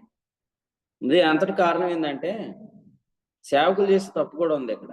మీరు ఆలోచన చేయండి. కొంతమందికి వాక్యం బాగా చెప్పే వరం ఉందని చెప్పి మీరు వాళ్ళు నిలబెడతారు. వాళ్ళు ఏం చేస్తారంటే సేవకుడిగా మీకు లోబడతారు, కానీ సేవకురాల్ని హీనంగా చూస్తారు, వాళ్ళతో హీనంగా మాట్లాడతారు. అప్పుడు మీరు గమనించుకోవాలి. ఇది మీరు గమనించుకోకపోవటం ద్వారా రేపొద్దుట మీ ఎదురుగుండా మీకు తెలియకుండా కూడా వారి గురించి చెడ్డగా మాట్లాడి ఫైనల్ గా నీ ఫ్యామిలీ మీద అటాక్ చేస్తారు. అందుకనే సేవకుడా, నువ్వెప్పుడు కూడా ఉపదేశకుల దగ్గర నీ భార్యను గురించి, నీ కుటుంబాన్ని గురించి తక్కువగా మాట్లాడకూడదు. నీ తర్వాత ప్రభు ఆమెకి ఇచ్చిన స్థానాన్ని, లేదా కొన్నిసార్లు నీకంటే ముందు ఆమెకి ఇచ్చిన స్థానాన్ని నువ్వు ఖచ్చితంగా గుర్తుపట్టాలి. ఇది ప్రభు మీ అందరికీ తగిన వివేకం దయచేయను గాక. ఎందుకంటే పౌలు తిమోతితో ఏం చెప్పాడు? నేను నీకు చాలా విషయాలు చెప్తున్నాను, అయితే వీటన్నిటిలో ప్రభు నీకు వివేకము అనుగ్రహించాలని తిమోతికి రాసిన 2వ పత్రిక 2వ అధ్యాయంలో మనం చూస్తున్నాం. కాబట్టి ఈ విషయాలు మీరు ఆలోచన చేయండి. సేవకురాలు, సేవకుడు అనే ఇద్దరు కూడా లేవి వంశస్థులే. అలాగే జకర్యా, ఎలిజబెత్ ఇద్దరు కూడా యాజక వంశస్థులే. ఎలాగూ దేవుడు ఎందుకు ప్రారంభించాడు అనేది మనం చూస్తున్నాం. ఇక లూకాసు వార్త 24వ అధ్యాయంలో ముగింపుగా ఒక మాట నేను జ్ఞాపకం చేస్తాను. లూకాసు వార్త 24వ అధ్యాయము ముగింపు వచనం ఏంటంటే 49వ వచనంలో పైనుండి మీరు శక్తి పొందు వరకు అన్నాడు. అంటే వాగ్దానపు ఆత్మ అనే మాట మనం చూస్తున్నాం. చూడండి, లూకాసు వార్త 24వ అధ్యాయంలో వాగ్దాన ఆత్మ ఎప్పుడైతే దిగి వచ్చాడో అప్పుడు స్త్రీ పురుష భేదాన్ని ఆయన తొలగించాడు అనే మాట కూడా మనం తెలుసుకోవాలి. ఈరోజు కుటుంబాలు పాడైపోవటానికి గల ముఖ్య కారణం ఏంటంటే, క్రైస్తవ కుటుంబాలు పురుషులు శిరస్సు అని, స్త్రీ శరీరం అని, దీన్ని వీళ్ళు ఎలా అర్థం చేసుకుంటున్నారంటే స్త్రీ కంటే పురుషుడు ఎక్కువ అనుకుంటున్నారు. అస్సలు మీరు ఎప్పుడు అటువంటి వ్యాఖ్యానాలు వినొద్దు, మీరు చేయొద్దు. వాక్యములు ఏముందంటే లూకాసు వార్త 24వ అధ్యాయంలో మనం పైనుండి వాగ్దాన ఆత్మ వచ్చిన తరువాత గలతీయులకు రాసిన పత్రికలో చాలా క్లియర్ గా ఏం రాశాడంటే 3వ అధ్యాయంలో విశ్వాసం వెల్లడైన తర్వాత స్త్రీ అని పురుషుడు అని భేదం లేదని రాశాడు. 28 విశ్వాసం ఎప్పుడు వెల్లడైంది? వాగ్దానాత్మ వచ్చినాక విశ్వాసం వెల్లడైంది. పరిశుద్ధాత్మ రానంత వరకు కూడా ధర్మశాస్త్ర యుగంలో స్త్రీ పురుషుడు భేదం ఉంది, పురుషుడు స్త్రీ భేదం ఉంది. కానీ సువార్త ఎప్పుడైతే వచ్చిందో అప్పుడు వెంటనే స్త్రీ పురుషుని భేదము లేనట్లుగా చూస్తున్నాను. అందుకని మీరు మీ ప్రేమతో ఏం చెప్తున్నానంటే, కూడికలు నడిపించేవారు అని ఈ కార్యాచరణ దేవుడు ఎవరికి అప్పగించాడు? మీరు సేవకునితో పాటు సేవకురాలి పేరు కూడా గుర్తుపెట్టుకోండి. ఎందుకు గుర్తుపెట్టుకోవాలంటే ఆమె పేరు కూడా చాలా ప్రాముఖ్యమే. ఇక్కడ మనం చూస్తున్నాం కదా, ఎజ్రా గ్రంథంలో అన్య స్త్రీల పేర్లు, అన్య స్త్రీల వివాహం చేసుకున్న పురుషుల పేర్లు ఖచ్చితంగా రాశాడు లేదా? అలాగే వాక్యాల్లోకి వెళ్తే, వివరాల్లోకి వెళ్తే చాలా సార్లు దేవుడు వివరాలు రాశాడు అన్నమాట. అందుచేత మనం సేవకునితో పాటు సేవకురాలి పేరు కూడా గుర్తుపెట్టుకోవాలి, ప్రార్థన చేయాలి. గల్తీలకు రాసిన పత్రిక 3వ అధ్యాయంలో మనం ఈ విషయాన్ని చూస్తున్నాం. ఇక్కడ ఏముందంటే, విశ్వాసం వచ్చిన తర్వాత పురుషుడని స్త్రీ అని భేదం లేదు, పురుషుడని స్త్రీ అని భేదం లేదు అని రాశాడు. కాబట్టి మీరు భేదం క్రియేట్ చేసుకొని మీరు కుటుంబాన్ని పాడు చేసుకోకండి. ఎందుకంటే అబద్ధ బోధలు ఎప్పుడు దేన్ని పాడు చేస్తాయని రాశాడు తీతు పత్రికలో 1వ అధ్యాయంలో. వీరు కుటుంబములనే పాడు చేస్తున్నారు. ఒక వాక్యాన్ని క్రైస్తవం తప్పుగా నేర్చుకున్నారు. అదేంటంటే శిరస్సు మరియు శరీరం. ఇప్పుడు చెప్పండి, ప్రభు అయిన యేసుక్రీస్తుకు శిరస్సు ఎవరు? ప్రభు అయిన యేసుక్రీస్తుకు శిరస్సు ఎవరు? అక్కడే స్త్రీ శిరస్సు ఎవరని చెప్పాడు? పురుషుడు అండి. అక్కడే చెప్పాడా, వేరే చోట చెప్పాడా? అక్కడే చెప్పాడా, వేరే చోట చెప్పాడా? ఇప్పుడేం చదవండి, కొరింథీయులకు రాసిన 1వ పత్రిక 11. ఎస్, అక్కడే చెప్పాడు. అక్కడే ఎలా చెప్పాడంటే, క్రీస్తుకు శిరస్సు తండ్రి, స్త్రీకి శిరస్సు పురుషుడు అని చెప్పాడు. ఇప్పుడు నేను అడుగుతాను, స్త్రీకి శిరస్సు పురుషుడైతే, పురుషుడే స్త్రీ కంటే ఎక్కువైతే, మరి క్రీస్తుకు శిరస్సు తండ్రి అయితే క్రీస్తు కంటే తండ్రి ఎక్కువ అన్న వాళ్ళు మైక్ ఆన్ చేసుకొని చెప్పండి. ఎవరు చెప్తారు చెప్పండి. కొరింథీయులకు రాసిన 1వ పత్రిక 11వ అధ్యాయంలో 3వ వచనం చదవండి. ప్రతి పురుషునికి శిరస్సు క్రీస్తనియు, స్త్రీకి శిరస్సు పురుషుడనియు, క్రీస్తుకు శిరస్సు దేవుడు అని ఉంది కదా. దేవుడు పెద్దనా, క్రీస్తు పెద్దనా? ఒకటే దేవత్వం, ఇద్దరు ఏకమై సమాన మహిమ కలిగి ఉన్నప్పుడు మరి స్త్రీకి శిరస్సు పురుషుడానిగా నువ్వు ఎందుకు పెత్తనం చేస్తున్నావు? అదే వచనంలో రాశాడు కదా. ఇప్పుడు మీరు చెప్పండి, ఎవరికైనా స్త్రీకి శిరస్సు పురుషుడు అనే దగ్గర పురుషుడే పెద్ద, స్త్రీ చిన్న అని ఎవరైనా చెప్తే, మరి క్రీస్తుకు కూడా శిరస్సు దేవుడు అని ఉంది కదా. దేవుడు పెద్ద, క్రీస్తు చిన్న అనే దానికి నువ్వు యాక్సెప్ట్ చేస్తావా అని అడగండి. చేయాలా వద్దా? ద్వంద్వనీతి ఉంటుందా? ఉండదు కదా. సేమ్ రెఫరెన్స్, సేమ్ కంటెక్స్ట్, అది కూడా సేమ్ ఒకే కంపారిజన్ అన్నమాట. నేను చూసింది ఏంటంటే, ఈ బ్రదర్ అండ్ అసెంబ్లీలో ఎవరి పగలు, ఎవరి కక్షలు, ఎవరి అసూయలు వాళ్ళు తీర్చుకునే వాళ్ళు అందరు చేసే పని. స్త్రీలు మౌనంగా ఉండాలి అనే ఒక పాయింట్ పట్టుకొని స్త్రీలని ఇష్టం వచ్చినట్లుగా ప్రవర్తిస్తారు. ఫైనల్ గా దాని రిజల్ట్ చూస్తున్నారు కదా. దాని రిజల్ట్ ఏంటి? ప్రతిఫలంగా ఏం కలుగుతుంది? నువ్వు చచ్చిపోయాక నీ భార్యను వదిలిపెట్టుబడేస్తున్నారు. ఇది ఎంత వేదనకరం. కొంతమంది స్త్రీలు ఏం చేస్తున్నారంటే, యవ్వన వయసులో ఉండగా ఒకవేళ పురుషుడు చచ్చిపోతే వాళ్ళు మరలా ఉద్యోగాలు చేసేసుకుంటున్నారు. మరి నేను దేవుడు నీ భర్తతో పాటు సేవకు పిలిచాడుగా. నేను రాత్రి చెల్లితో ఒక మంచి మాట చెప్పాను, అది మామూలుగా చెప్పట్లేదులే కానీ, జిమ్ ఎలియట్, ఎలిజబెత్ ఎలియట్ గురించి భలే చెప్తారు. ఏం చెప్తారు? జిమ్ ఎలియట్ తో పాటు ఎలిజబెత్ ఎలియట్ పరిచర్యకి వెళ్ళింది. వారు స్కాట్లాండ్ దేశం నుండి పరిచర్యకి వెళ్ళారు. అయితే నరమాంస భక్షకుల చేతిలో జిమ్ ఎలియట్ చచ్చిపోయాడు. అయితే ఎలిజబెత్ ఎలియట్ చచ్చిపోకుండా, వెనక్కి తిరిగి రాకుండా అక్కడే ఉండి ఆమె సేవ చేసిందని చెప్తారు. చెప్పేది ఎవరు? బ్రదర్ అండ్ సేవకులే. ఇది చెప్పేది బ్రదర్ అండ్ సేవకులే. చెప్తూనే ఇప్పుడు సేవకుడు చనిపోయాక సేవకురాల విషయంలో చాలా అన్యాయంగా, అక్రమంగా ప్రవర్తిస్తారు. కాబట్టి ఇది మన పరిచర్యలో ఉండదు. ఎందుకంటే మనది బ్రదర్ అండ్ అసెంబ్లీ కాదు, యేసుప్రభు అసెంబ్లీ. కాబట్టి మీరందరూ వాక్యం చక్కగా నేర్చుకొని వాక్యంలో బలపడండి. వాక్యానికి విరుద్ధమైంది ఏది ఎంటర్టైన్ చేసే అవకాశమే లేదు. లేఖనం ఏమి చెప్తున్నది అనేది ఫైనల్ గా మనం మాట్లాడుకునేది. కాబట్టి ఉదయకాలం వాక్యపు వెలుగులో స్త్రీ కంటే పురుషుడు ఎక్కువ అని మీరు ఎవరు అనుకోరు. కదా. తప్పు చేసినప్పుడు స్త్రీ అడుగుతున్నప్పుడు లెక్క చెప్పలేని పురుషులు చెప్పే పని ఏంటి తెలుసా? నిన్ను దేవుడు ఏమన్నాడు? నాకు లోబడమన్నాడు అంటారు. నువ్వు చేసిన తప్పు అడుగుతున్నందుకు వాక్యాన్ని వాడేసుకుంటావా? రేపొద్దుట నీ భర్తను, నీ భార్యని దగ్గర పెట్టుకొని క్రీస్తు న్యాయపీఠం దగ్గర లెక్క అడుగుతావు. అప్పుడు ఏం చేస్తాను? ఆమె ఎదురుగుండా అడిగి లోకు చేయ ప్రభు అంటావా? ఇంకా కాపురం చేస్తావండి క్రీస్తు న్యాయపీఠం తర్వాత కూడా. కాబట్టి వాక్యాన్ని వాడుకోవద్దండి దయచేసి. వాక్యాన్ని వక్రంగా మన ఇచ్చల కొరకు తిప్పుకోవద్దని ప్రేమతో తెలియచేస్తున్నాను. పరిశుద్ధ లేఖనాలు పరిశోధించండి. ఎజ్రా ఎవరు? ప్రవీణత గల శాస్త్రి. ఆ ప్రవీణత గల శాస్త్రి రాసిన ఆఖరి అధ్యాయం ఏంటంటే, ఏ యూదుడు లేదా ఏ ఇశ్రాయేలీయుడు అన్ని స్త్రీ వివాహం చేసుకోకూడదు. మీరు చెరలో నుండి వచ్చారు, మందిర పని కొరకు వచ్చారు. మందిర పని జరగాలంటే ఇద్దరికి సేవాభారం ఉండాలి, ఇద్దరికి సేవా పద్ధతి తెలియాలి, ఇద్దరికి సేవా మర్యాద తెలియాలి. కాబట్టి ఫైనల్ గా మాట చెప్పి నేను ముగిస్తాను. రైట్, ఎంతమందికి సేవా పిలుపు ఉందో మీకు కుడిచే ఎత్తొద్దులే, కానీ మీకు మాట చెప్పనా? మీకు సేవా పిలుపు ఉంది అని తెలిసినప్పుడే మిమ్మల్ని సాతాను ఏదో ఒకటి చేయమని ప్రేరేపిస్తాడు. అందులో దూరకండి. ప్రేమతో చెప్తున్నాను, ఇప్పటి నుంచైనా గుర్తుపెట్టుకోండి. ఇప్పుడు మీరు వివాహానికి దగ్గరలో ఉన్నారు, ఎవరైనా నీకు సేవా పిలుపు ఉందని నువ్వు సేవకునితో సంఘంతో చెప్పిన తర్వాత నువ్వు సేవకు సంబంధించని కుటుంబం నుంచి పిల్లని తెచ్చుకోవద్దు. తెచ్చుకున్నావంటే నువ్వు కపటం కలిగిన వ్యక్తి. నేను ఇంకా దేవుడు ఆయన వచ్చేదాకా పిలవడం, నువ్వు పిలుపు కలిగినా కూడా పిలవడం. అది గుర్తుపెట్టుకోండి. 2, ఎందుకంటే నేను ఈ మాట ఎందుకు చెప్తున్నానంటే, యాశావును ద్వేషించితిని యాకోబును ప్రేమించితిని అన్నాడు కదా. దేవుళ్ళు అన్యాయం కలదా అని అడుగుతాడు అక్కడే, అంతేనా? ఎందుకంటే ముందే నువ్వు యాకోబును ప్రేమించావు, యాశావును ద్వేషించావు అని రాసావు కాబట్టి యాశావు భ్రష్టుడయ్యాడు అంటామా? యాశావు భ్రష్టత్వం దేవునికి ముందే తెలుసు, జ్యేష్ఠత్వాన్ని తృణీకరిస్తాడని. ముందుగా చూసిన దేవుడు యాకోబును ప్రేమించాడు. ఏం ప్రశాంత్, అంతేనా? యోధా గురించి దేవుడు ముందుగా రాశాడు కాబట్టి యోధా ద్రోహయ్యాడా? యోధా చేసే ద్రోహం దేవుడు ముందుగా చూసి రాశాడు.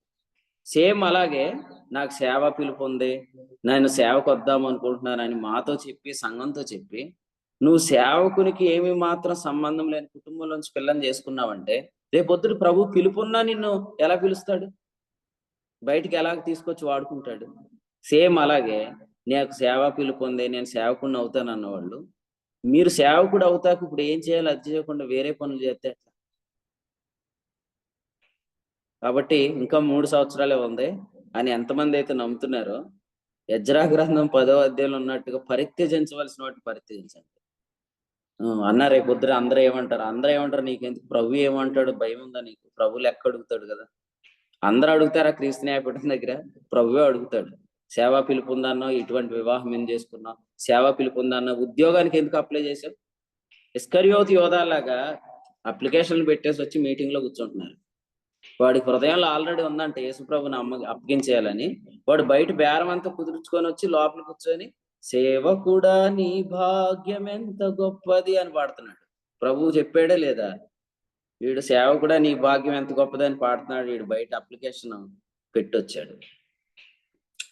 సో చాలా ప్రాముఖ్యమైన సంగతి. ఈ రోజు రాత్రి కూడా పరిమళ చెప్తుంది అనమాట, ఎవరో ఆధార్ కార్డులు మొత్తం తీసుకొని బయట ఎక్కడెక్కడో పెట్టి, అంటే ప్రసాదానికి నాకు సందర్భం వచ్చింది డబ్బుల గురించి. ఆ సందర్భంలో చెప్తుంది, ఎవరో ఆధార్ కార్డులు ఎక్కడెక్కడో పెట్టి డబ్బులు తెస్తే వీళ్ళు ఉద్యోగానికి అప్లై చేసుకుంటే మీరు దానికి అప్లై చేశారు, దీనికి అప్లై చేశారు, మేము అప్లై చేయలేదంటే ఎవరో దేనికో ఆధార్ కార్డులు తీసి అందులో అప్లై చేశారు. అట్లాగా ఇప్పుడు బయట మనకి సిస్టంలోనే మన వ్యవహారాలను బయటకు వస్తున్నాయి. ప్రభు దగ్గర రావా? ఏనా రత్నజన్, అంతేనా? కరెక్ట్ గా సేవకు వచ్చేద్దాం అనుకున్న టైంలో ప్రమోషన్ వచ్చేది, చూసారా? అలా ఉంటది సాతానుగడి మాటలు, మా పనులు మామూలుగా ఉండవు. కరెక్ట్ గా సేవకు, నీ సేవకే నా జీవితం అంకితం అని అన్నావా, ప్రమోషన్ వచ్చేది. 25,000 నుంచి 50,000 ఇచ్చేస్తానంట. ఇదంతా ఏందనుకున్నారు? వాడు పనికి మాలిన పనులన్నీ ఎట్లయినా ఉంటాయి. కాబట్టి వాడి కుయుక్తిని గుర్తిద్దాం, ప్రభు సేవ కొరకు ముందుకు వద్దాం. మీరు నిలబడండి, ప్రభు ఖచ్చితంగా మిమ్మల్ని నిలబెట్టి వాడుకుంటాడు. నల్లజర్రలో ఆరాధన స్టార్ట్ అవ్వాలని శ్యాంబాబు గారు కోరుకుంటున్నారు. నాకేందంటే నల్లజర్రలో ఎవరో రత్నాజీ గారిని సేవకుడిగా ప్రతిష్ఠించి సంఘాన్ని ఆయనకు అప్పగించాలని నేను కోరుకుంటున్నాను. మరి అది జరిగితే ఆరాధన స్టార్ట్ అయిపోద్ది. తర్వాత హైదరాబాద్ అసెంబ్లీని కూడా సందీప్ అన్న చేతికి అప్పగించాలి, వాళ్ళు సేవకులుగా ప్రతిష్ఠించాలని ఆశపడుతున్నాం. కాబట్టి మీరు రండి, ముందుకు రండి ధైర్యంగా. ఆదివారం వచ్చే కానుకలు చాలా తక్కువగానే ఉంటాయి మొదట్లో, వాటితోటి అడ్జస్ట్ అవ్వండి. కొంతకాలానికి దేవుడు మందను పెంచుతాడు, మందపాలు కూడా పెరుగుతాయి. కాబట్టి మరి చాలా మంది చెట్టు కింద ఉంటారు, మరి వాళ్ళకి ఎవరు సహాయం చేస్తారు? మన పిల్లల్ని మనం ఇన్ని హాస్పిటల్ తిప్పేస్తున్నాం, వాళ్ళ పిల్లల్ని వాళ్ళు హాస్పిటల్ కూడా తీసుకెళ్ళరు. ఆశా వర్కర్ వచ్చి చెప్తుంది అన్నమాట మొన్న, నీకు ఎన్నో నెలమ్మా అని అడిగిందంట, నాకు తెలియదు అంటుందంట. వాళ్ళకి ఎన్నో నెలలు కూడా తెలియదు వాళ్ళకి. అయ్యే మనం అన్ని లెక్కలు పెట్టుకుంటూ వాళ్ళు అన్ని లెక్కలు పెట్టుకోరు. మన పిల్లల కంటే వాళ్ళు చాలా ఆరోగ్యంగా కూడా ఉంటారు కొన్నిసార్లు. కాబట్టి ఎక్కడున్నా అడ్జస్ట్ అవుతూ ముందుకు కొనసాగాలి. మీ భార్యలను కూడా సిద్ధపరచుకోండి. మా డాడీ అన్నాడంట, చెట్టు కింద ఉంటాం పెళ్లి చేసుకుంటాం అని అడిగాడంట. ఎక్కడ ఉంటామండి అని అడిగిందంట పెళ్లి చూపుల్లో. మనం ఎక్కడ ఉంటామండి అంటే, చెట్టు కింద ఉంటాం పెళ్లి చేసుకుంటావా అన్నాడంట. అన్న తర్వాత అలాగే అంటాడులే, అలా చేస్తాడేంటి అనుకొని చేసుకుందంట. చేసుకున్న కొత్తలో ఇంట్లోనే ఉన్నారంట. కరెక్ట్ గా కొన్ని నెలలకి బయటికి తీసుకొచ్చి అద్దెంట్లో పెట్టాడంట. ఇదేంటి, నాకు ఎవరు సహాయం చేస్తాక లేరు, పిల్లలు ముగ్గురు పిల్లలు ఉన్నారు కదా, మరి వీళ్ళకి ఎవరైనా చేయాలంటే నీకు ముందే చెప్పే కదా, నేను చెట్టు కింద అయినా ఉంచుతానని చెప్పాను కదా అని చెప్పాడంట. అట్లాగా ఖచ్చితంగా సేవకుని పిలుపులో సేవకురాలు సహకరించాల్సిందే. అలాగే మీరు సిద్ధపరచుకోండి. దేవుడు మీ అందరికి అట్టి కృప దయచేయాలని నేను కూడా ప్రార్థన చేస్తున్నాను. కాబట్టి ఆశీష్ ఖచ్చితంగా ఎవరిని పెళ్లి చేసుకోవాలా? ఫోటోలు పెట్టి నాందేడ్లో సేవకి వెళ్ళాను అని చెప్పినంత హుషారుగా ఉండదు ఇప్పుడు నీ మాట. పెట్టి చెప్పు, మైక్ ఆన్ చేసుకొని చెప్పు. సేవకురాలు చేసుకోవాలా? సేవకుని ఇంట్లో నుంచి అమ్మాయినే చేసుకోవాలి. సేవకు ఇష్టపడిన అమ్మాయినే. నేను మళ్ళీ చెప్తున్నాను, నువ్వు ఏ ఎలియాజర్ని పట్టుకున్నావు నాకు తెలియదు, కానీ ఆదికాండం 24 ఆ ఎలియాజర్కి ముందే చెప్పు, ఆ అమ్మాయి సేవకు ఒప్పుకుంటేనే తీసుకురా, లేదంటే నువ్వు ఈ ప్రమాణం నుంచి విడుదల పొందుతావు అని చెప్పు. అర్థమైందా? ఆ అమ్మాయి కూడా ఎట్లా ఉండాలంటే, నీకు నీళ్లు పోతాను, నీ ఒంట్లోకి కూడా పోతాను అన్నట్టు. మేమందరం వచ్చాక చపాతీలు చేసి పెట్టాలి అమ్మాయి, అంతేగాని ఎంతమందిని వేసుకొస్తానో నీ అందరికి చేతకు వచ్చానా అనకూడదు. ఎందుకంటే మేము వస్తే మాత్రం మామూలుగా బృందం అంతా వస్తాం. త్వరలో మరి హైదరాబాద్ ప్రియులు బస్ కొందామని ప్లాన్ చేస్తున్నారు. మరి మేమందరం వెంగరేసుకొని వస్తామన్నమాట. వెంగరేసుకొని వచ్చామంటే అందరికి రొట్లు ఆమె కాల్చాలి, పన్నోళ్ళ చేత కాల్పిస్తే ఊరుకోం. కాబట్టి దీనికి సిద్ధపడి వివాహం చేసుకో. ప్రభు మిమ్మల్ని అందరు దీవించరు గాక. ఈ తలపులు ప్రభు మన అందరి వినికిడిలో దీవించండి. ఎజ్రా గ్రంథము చివరి అధ్యాయం నుంచి దేవుడు మరొక శ్రేష్టమైన వర్తమానంతో సేవకులను పరిశుద్ధాత్మ సాయంతో వాడుకుని అందించిన వర్తమానం బట్టి ప్రభుని స్తుతిస్తున్నాం. ఈ యొక్క ఎజ్రా గ్రంథంలో మరి దేవుని ప్రజలైనటువంటి ఇశ్రాయేలు వారందరినీ చెర నుంచి విడిపించి, మరి అన్యరాజులను ప్రేరేపించి వారి ద్వారా మందిరం నిర్మించబడాలని వారిని అందరినీ కూడా చెర నుంచి విడిపించి మందిరం పని కొరకు ఇశ్రాయేలు 12 గోత్రాలను ప్రత్యేకించినప్పుడు వారు మందిరం పని చేయవలసినటువంటి సమయంలో వారు అన్య స్త్రీలని దేవుడు వివాహం చేసుకోవద్దని చెప్పినప్పటికీ అన్య స్త్రీలను వివాహం చేసుకున్నప్పుడు వారందరి విషయంలో మరి ఎవరు విడిచిపెట్టమని మరి ఎజ్రా గారు ఈ యొక్క అధ్యాయంలో వారితో మాట్లాడినప్పుడు వారందరూ వారిని విడిచిపెట్టినట్టుగా మనం ఈ యొక్క అధ్యాయంలో మనం చూస్తూ ఉన్నాము. దీన్ని అనుసరించి ఈరోజు సంఘంలో పరిచర్య చేస్తున్నటువంటి వారు వివాహాల విషయంలో ఏ విధంగా ప్రవర్తించాలి, అలాగే ఆల్రెడీ వివాహం జరిగినటువంటి వారు ఏ విధంగా వారు సరి చేసుకోవాలన్న విషయాన్ని, అలాగే పరిచర్యకు సహకరిస్తున్నటువంటి వారు వివాహ విషయాలు ఎలా ఉండాలి, దేవుడు విడిచిపెట్టమన్నప్పుడు వాటిని విడిచిపెట్టి ఏ విధంగా సేవలోకి రావాలన్న విషయాలు, అనేక విషయాలు ఇంకా ప్రభు పరిచర్య విషయంలో, అలాగే సేవకులుగా వస్తున్నటువంటి వారికి, సేవకులకి, అలాగే విశ్వాసులకు కూడా అనేక విషయాలు సంఘంలో పరిచర్య క్రమంలో ఏ విధంగా మనం ప్రవర్తించాలన్న విషయాల్ని, ఎందుకంటే అన్య స్త్రీలను వివాహం చేసుకుంటే వారికి దేవుని యొక్క పద్ధతులు తెలియదు కాబట్టి వారి పరిచర్యలో సహకారులుగా ఉండరని, కాబట్టి దేవుని పద్ధతులు తెలిసినటువంటి వారిని మనం వివాహం చేసుకుంటే వారి పరిచర్యలో సహకారిగా ఉండాలని, అలాగే సేవకురాల పట్ల ఏ విధంగా మనం వ్యవహరించాలి, అలాగే సేవకుడిగా మనం వచ్చినప్పుడు సేవకురాలను ఏ విధంగా మన పరిచర్యలో మనం కూడా వారిని సహకారులుగా మనం ముందుకు ఏ విధంగా కొనసాగించాలన్న విషయాలు కూడా ప్రభు మాట్లాడారు. అందుని బట్టి ప్రభుని స్తుతిస్తూ ఈ యొక్క దినంతో మరి ఎజ్రా గ్రంథం ముగించబడింది. రేపటి నుంచి నెహెమ్యా గ్రంథం ధ్యానం చేసుకుందాం. పరిచర్లో సహకరించిన ప్రియుల వరకు ఇప్పటి వరకు నిలిచిన ప్రియులందరూ కూడా ప్రభునామములో వందనాలు తెలియజేస్తున్నాను. సాయంత్రం నల్లజర్లో జరిగే బైబిల్ స్టడీ కొరకు ప్రార్థన చేయండి. వీలు కలిగిన వారు పాలు పంపులు పొందండి. అలాగే జనవరిలో 13-17 తేదీ వరకు జరగబోయే ఆ యొక్క కాన్ఫరెన్స్ కొరకు కూడా ప్రార్థన చేయండి. అందరూ కూడా సిద్ధపడవలసిందిగా తెలియజేస్తూ ముగింపు ప్రార్థనతో ఈ కూడిక ముగింపు చేసుకుందాం. దేవుని సేవకులు ఇంజినీర్లో పరిచయం చేస్తున్న సత్యప్రసాద్ గారు ముగింపు ప్రార్థన చేస్తారు. కూడిక ముగింపు చేసుకుందాం. అన్న వందనాలు. వందనాలండి. వందనాలు. ప్రార్థన చేసుకుందాం. అందరూ ఏకీవించండి ప్రార్థన. మహాపరిశుద్ధుడా, ప్రేమ నమ్మకం కలిగిన మా తండ్రి, కృప కలిగిన దేవా, నీ స్తోత్రాలు. ఈ ప్రేమను బట్టి నాయన మరొకసారి ఈ ఉదయకాలం యెషయా గ్రంథం 10వ అధ్యాయంలో నుండి ప్రభువా మీరు మాకు అందించిన విశేషమైన సంగతులు బట్టి మీకు స్తోత్రాలు చెల్లిస్తున్నాను తండ్రి. అయ్యా ప్రభువా, యెషయా గారు చేస్తున్న ప్రార్థన తండ్రి, తన యొక్క దేవుని పని పట్ల అతనుకున్న భారాన్ని బట్టి, మందిరపు పని విషయంలో అతను కలిగిన భారాన్ని బట్టి నాయన యెషయా గారు ప్రార్థన చేస్తున్నట్లుగా మేము చూస్తున్నాం. దేవుని మందిర నిర్మాణం కొరకు చెరలో నుండి బయటకొచ్చిన వారు, అయ్యా ప్రభువా, వారు చెరలోనికి ఒకనాడు వెళ్ళడానికి ఏ తప్పుడు పనైతే, ఏ పొరపాటైతే వారు చేశారో, మరలా అదే పొరపాటుని నాయన వారు కొనసాగిస్తున్నప్పుడు, అన్ని స్త్రీలను వారు వివాహం చేసుకుంటున్నప్పుడు, ఎజ్రా గారు నాయన వారి పట్ల ఎలా ప్రవర్తించారో, వారి కొరకు ఎలా భారం కలిగి ప్రార్థన చేశారో ఈ ఉదయకాలం మీరు మాతో మాట్లాడిన సంగతులు బట్టి మీకు స్తోత్రాలు చెల్లిస్తున్నాను. నాయన అన్ని స్త్రీలను వివాహం చేసుకునే ఆ పనిని నాయన వారందరిని సమాప్తం చేసినన్న విషయాన్ని ఈ ఉదయకాల సమయంలో మీరు మాతో మాట్లాడినందుకు మీకు స్తోత్రాలు. అవును ప్రభా, లేవి గోత్రంలో ఉన్న వారిని వివాహం చేసుకొనునని, అది మోషే గారి యొక్క తల్లిదండ్రులని, అట్టి విధముగానే ప్రభా నాయన అహరోను వంశంలో నాయన తండ్రి ఎలిజబెత్తు, నాయన జకర్యా వారు వివాహం చేసుకున్నారని నాయన ఈ ఉదయకాలం మీరు మాతో మాట్లాడారు. అవును ప్రభా నాయన, సేవకు ప్రత్యేకింపబడిన వారు, సేవకు పిలువబడిన వారు నాయన, సేవకు భారము కలిగిన వారినే వివాహం చేసుకుంటే నాయన ప్రభా ఆ సేవ ఎంత వర్ధిల్లుతుందన్న విషయాన్ని ఈ ఉదయకాల సమయంలో మీరు మాతో మాట్లాడారు. అవునాయన, మందిరం పూర్తయిన తర్వాత అయ్యా ప్రభు ఉపదేశకులు ఉన్నారు కానీ లేవీయులు లేనప్పుడు ఎజ్రా లేవీని కొరకు, సేవకుని కొరకు ఎలా ఎదురు చూశారో, ఎలా కనిపెట్టారో గత దినాల్లో మీరు మాతో మాట్లాడారు. ఉపదేశకుడు వేరు, సేవకుడు వేరు అన్న సత్యాన్ని నాయన మీరు మాకు తెలియచేస్తూ, తండ్రి సేవకుని పట్ల మీరు ఎటువంటి ఆలోచన కలిగి ఉన్నారో మీరు మాకు తెలియచేస్తున్నారు.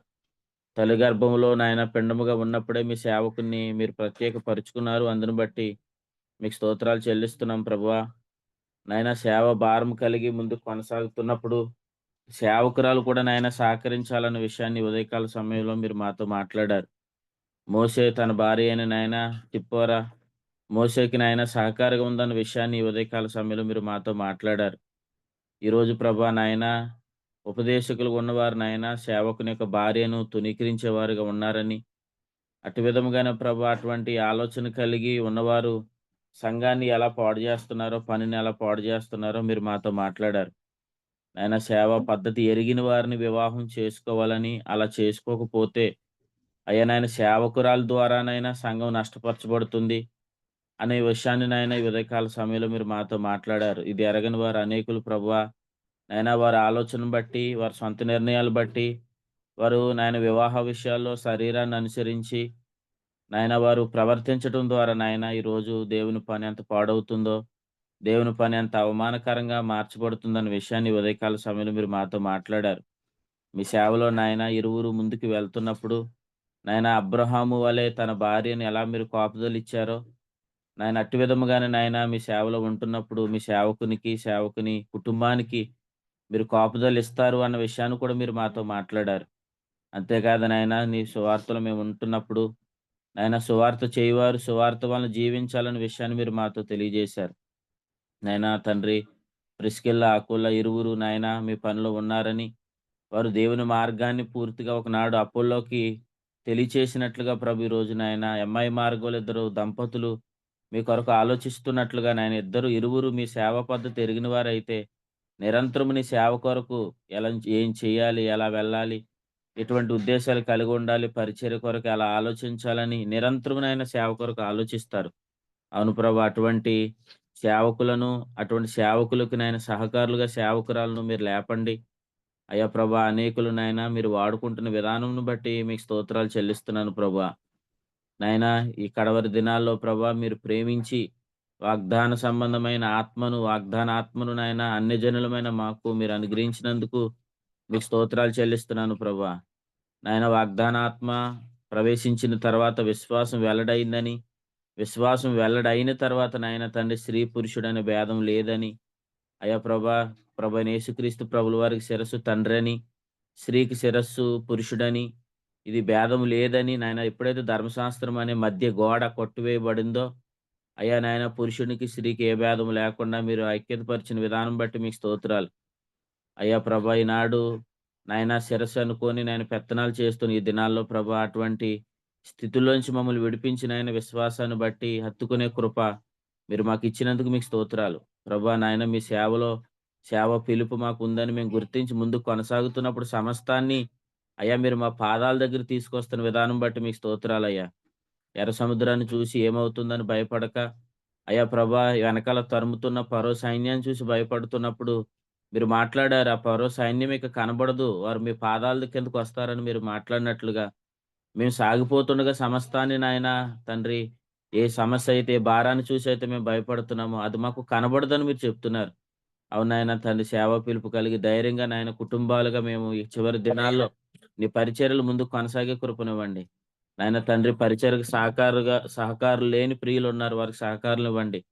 అయ్యా నాయన ఇరువురు నీ పరిచర్యలో ఉండే కృప తండ్రి మా ప్రియులందరికీ మీరు దయచేయండి. మీరు ప్రేమించి మాకు ఈ కడవరి దినాల్లో మాకు అందరికీ కూడా కావలసిన సంగతులను మీరు మాకు అనుగ్రహిస్తున్నందుకు స్తోత్రాలు. ఎందుకంటే నేను ఒక సేవకుని సాతాను మోసగించి రకరకాల మార్గాల గుండా వాడు నడిపించే అవకాశం ఉంది నాయన. వాడు కుయుక్తిలో నాయన మీ సేవకులుగా ఉన్నవారు ఎవ్వరు పడిపోకుండా ప్రభువా, వాడి యొక్క మోసంలో పడిపోకుండా నాయన ఎల్లప్పుడూ నీ సేవ మీద గురిగా పెట్టుకొని నాయన సేవకును నాయన సేవ పట్ల ఆలోచిస్తూ నాయన మందపాలు తాగుతూ అయ్యా మందను పోషించే కృప, మందను కాసే కృప నీ బిడ్డలందరికీ నాయన మీరు దయచేయండి. మీ సేవకులు మీరు ప్రత్యేకపరుచుకున్నారు నాయన తండ్రి. సంఘముల ద్వారా వారు పోషించబడే కృపను మీరు ఇచ్చినందుకు మీకు స్తోత్రాలు చెల్లిస్తూ, అయ్యా నాయన తండ్రి ఏలియాను పోషించిన వాడు నన్ను పోషిస్తాడని ఒక ధైర్యాన్ని కలిగి, ఒక విశ్వాసాన్ని బట్టి ముందుకు కొనసాగే కృప నాయన మీ సేవకులుగా నీ బిడ్డలుగా మాకు మీరు దానికి అనుగ్రహించినందుకు మీకు స్తోత్రాలు చెల్లిస్తూ, ఇంతవరకు కూడుకుని క్రమంగా మీరు జరిగించారు. ఎవరికి ఏ వాగ్దానం కావాలో, ఎవరితో ఏం మాట్లాడాలో మీరు స్పష్టంగా మాట్లాడారు ప్రభువా. అయ్యా మీరు భయపడొద్దు అంటున్నారు. నేనున్నానని మీరు ధైర్యం ఇస్తున్నారు నాయన. ఆ ధైర్యంతోనూ, ఆ విశ్వాసంతోనూ నాయన విశ్వాసపు అడుగు జాడల్లో అబ్రహాము నడిచినట్లుగా మేమందరం నడుచుకునే కృప మీరు మాకు దయచేయండి. కొడుకు నడిపించిన ప్రియులను బట్టి మీకు స్తోత్రాలు. వర్తమానం అందించిన సేవకులు బట్టి మీకు స్తోత్రాలు. నాయనా తండ్రి, కొడుకులోనికి పాలు పంపులు పొందిన ప్రియ సేవకులను బట్టి మీకు స్తోత్రాలు. సహోదరులను బట్టి, విశ్వాసులను బట్టి, అందరిని బట్టి కూడా మీకు స్తోత్రాలు చెల్లిస్తూ, ఆయన ఎజ్రా గ్రంథంలో మీరు చేసిన సహాయమును బట్టి మీకు స్తోత్రాలు చెల్లిస్తూ, గ్రంథంలో మేము కూడి వచ్చిన ప్రతిసారి మా ప్రభుని మాకు ప్రత్యక్ష పరుస్తున్నందుకు మీకు స్తోత్రాలు చెల్లిస్తూ, కృతజ్ఞతలు తెలియజేస్తూ, బలహీనమైనప్పటికీ నాయన తండ్రి లోకం దృష్టిలో మేము తండ్రి చిన్నవారుగా కనబడినప్పటికీ కూడా మా ద్వారా మీరు జరిగిస్తున్న గొప్ప కార్యాలు బట్టి మీకు కృతజ్ఞతాస్తుతిమానులు చెల్లిస్తూ, మా రక్షకుడు మీ ప్రియ కుమారుడైన యేసుక్రీస్తు ప్రభుల వారి పేరట స్తుతిస్తూ, ఈ దినము నాయన మీ ప్రియులు నాయన వెళ్తున్న ప్రతి పనిలోను, ప్రతి ప్రయాణంలోను నీ కృప కలుగును గాక అని ప్రార్థన చేస్తూ, యేసుక్రీస్తు ప్రభుల వారి పేరట స్తుతిస్తూ ఈ కూడికని ఇంతటితో ముగిస్తున్నాం పరమ తండ్రి. ఆమేన్. వందనాలన్న. ఆమేన్. ముగింపు ప్రార్థన చేసిన దేవుని సేవకులు సత్యప్రసాద్ గారికి, కూడికలో ఉన్న ప్రియులందరికీ వందనాలండి. ఒకరికొకరు వందనాలు తెలియజేసుకున్న తర్వాత ఈ కూడిక ముగింపు చేసుకుందాం. అందరికి వందనాలు. అందరికీ వందనాలండి. అందరికీ వందనాలు. అందరికీ వందనాలు. అందరికీ మన వందనాలు. ప్రభువుని స్తుతిస్తున్నాను. అందరికి వందనాలండి. అందరికీ వందనాలండి. అందరికీ వందనాలు. అందరికీ వందనాలు. అందరికీ వందనాలండి. అందరికీ వందనాలండి.